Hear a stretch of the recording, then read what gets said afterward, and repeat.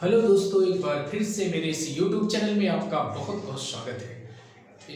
दोस्तों, आज मैं फिर एक बार आपको एडजेक्टिव का जो कन्फ्यूजन है, कई और एडजेक्टिव हैं जिनमें कन्फ्यूजन आपको रहता है, उसके बारे में इस वीडियो में डिस्कस करूंगा। तो पूरा वीडियो आप ध्यान से देखिए। तो चलिए बात करते हैं कि जो फादर और फर्दर दो एडजेक्टिव हैं, दोनों में क्या अंतर होता है, इसके बारे में आज मैं बताऊंगा। दोनों फादर जो होता है डिस्टेंस बताता है और फर्दर मतलब इन एडिशन टू, यानी इसके आगे।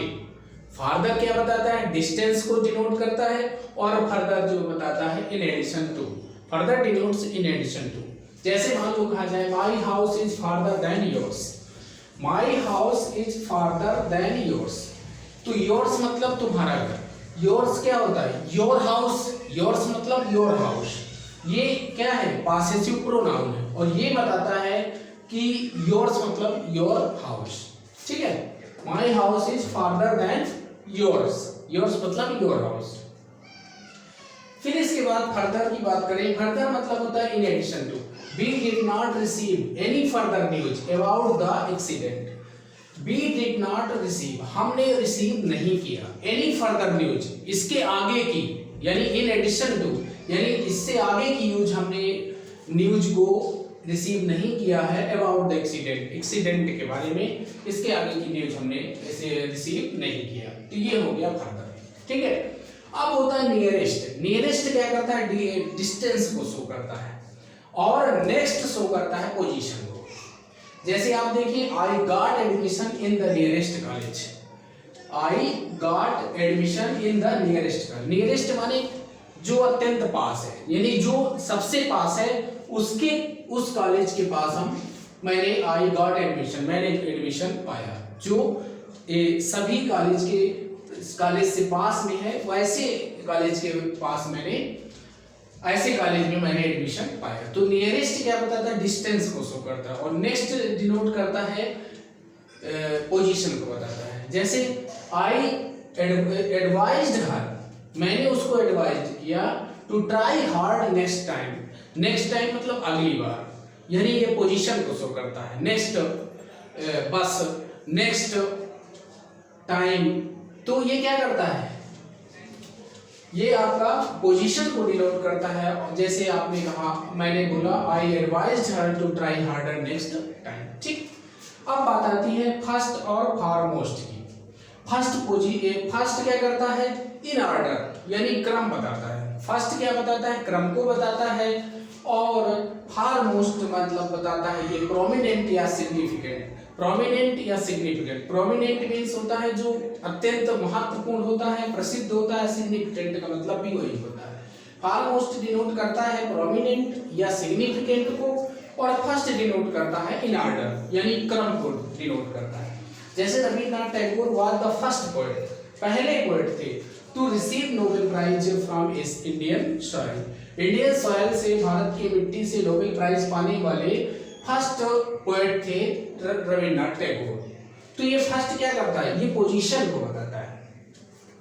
और फॉरमोस्ट बताता है प्रोमिनेंट माने प्रसिद्धि या उसका सिग्निफिकेंट के बारे में बताता है। जैसे Teresa is regarded as the foremost women social worker in India.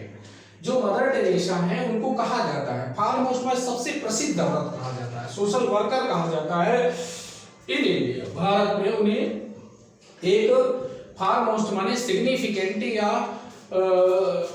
Prominent women social worker कहा जाता है इंडिया में। तो प्रोमिनेंट या सिग्निफिकेंट या फॉरमोस्ट की मीनिंग होती है। ठीक, आगे बात करते हैं।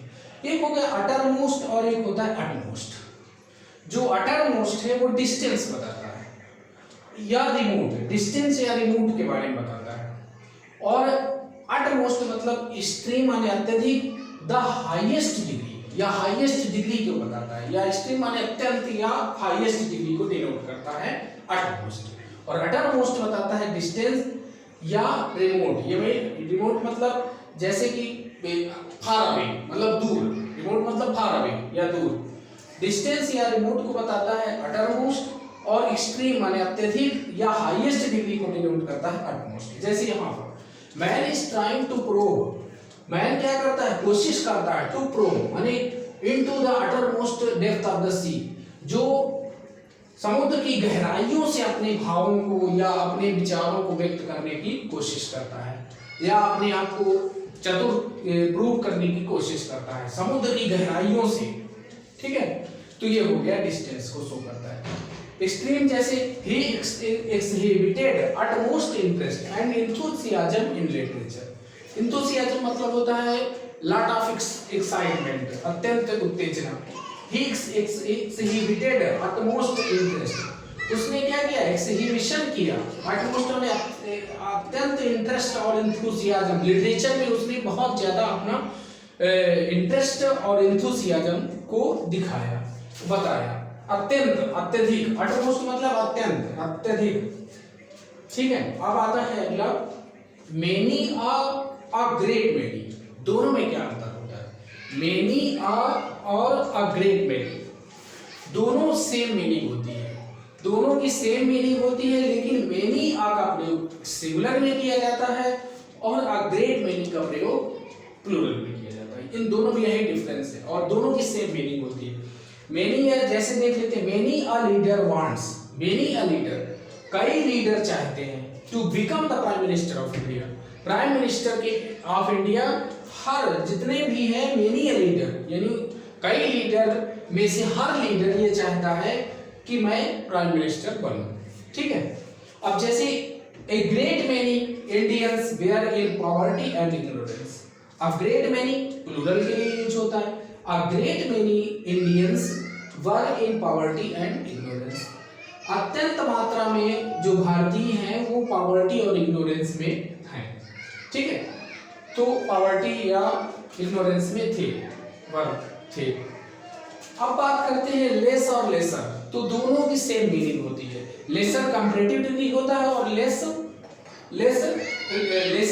और लेस दोनों कंपैरेटिव डिग्री में प्रयोग होते हैं, लेकिन क्या होता है, दोनों लिटिल लेस लेसर, और तो लेस और लेसर दोनों की सेम मीनिंग होती है, लेकिन लेस का प्रयोग ये लिटिल के कंपैरेटिव डिग्री, लिटिल लेस्ट और लीस्ट बाद में होता है सुपरलेटिव डिग्री में। तो लेस का प्रयोग जनरल मीनिंग में किया जाता है, लेकिन दोनों की सेम मीनिंग होती है। ज्यादातर कॉमन क्या होता है, लेस कॉमन है, और इसकी मात्रा, इसकी जो मीनिंग होती है वो होती है स्मॉल इन क्वांटिटी, यानी मात्रा में बहुत थोड़ा। लिटिल से बनता है लिटिल, लेस और लीस्ट, तो स्मॉल इन क्वांटिटी इसकी मीनिंग होती है, दोनों की मीनिंग सेम होती है। जैसे I showed less interest in music than poetry, मैंने क्या किया, शो माने दिखाया, लेस इंटरेस्ट कम इंटरेस्ट दिखाया, किसमें, म्यूजिक में, in poetry than poetry, poetry की तुलना में मैंने म्यूजिक में लेस इंटरेस्ट दिखाया।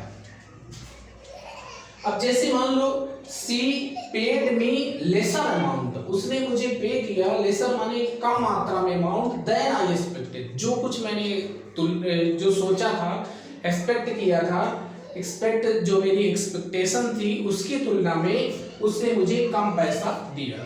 तो आपको सिंपल से याद रखना है, लेस और लेसर दोनों सेम मीनिंग होती है, दोनों कंपैरेटिव डिग्री में होता है, लेकिन क्या होता है, लेस का कॉमनर यानी ज्यादा कॉमन है, अधिक यूज लेस का होता है, लेसर का यूज ज्यादा नहीं होता, बस इतना सा इनमें अंतर है।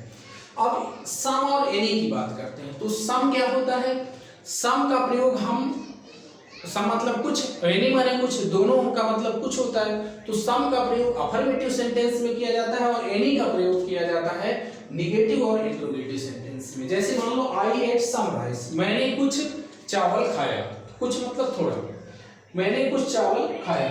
आई हैवंट एनी वेल्थ, मेरे पास कोई भी पैसा नहीं है। ठीक है, do you have any money, क्या आपके पास कोई पैसा है, तो एनी का प्रयोग इंट्रोगेटिव और नेगेटिव सेंटेंस में किया जाता है, सम का प्रयोग अफर्मेटिव सेंटेंस में किया जाता है। चलिए आगे बात करते हैं मच और मनी, मच और मेनी। मच प्रयोग, मच क्वांटिटी को बताता है और मेनी नंबर को बताता है। मच क्या करता है, much can't be counted, much को हम गिन नहीं सकते हैं और मेनी को हम काउंट कर सकते हैं, दोनों में यही डिफरेंस होता है। तो मच क्वांटिटी को बताता है और मेनी नंबर को बताता है। Much money was spent on the useless skill, much money माने अत्यधिक धन। धन है एक ऐसा जिसे हम काउंट नहीं कर सकते हैं, लेकिन पैसा को काउंट कर सकते हैं। बहुत से लोग स्टूडेंट मुझसे अक्सर क्वेश्चन करते हैं कि पैसा तो गिनते हैं, तो पैसा क्या धन नहीं है?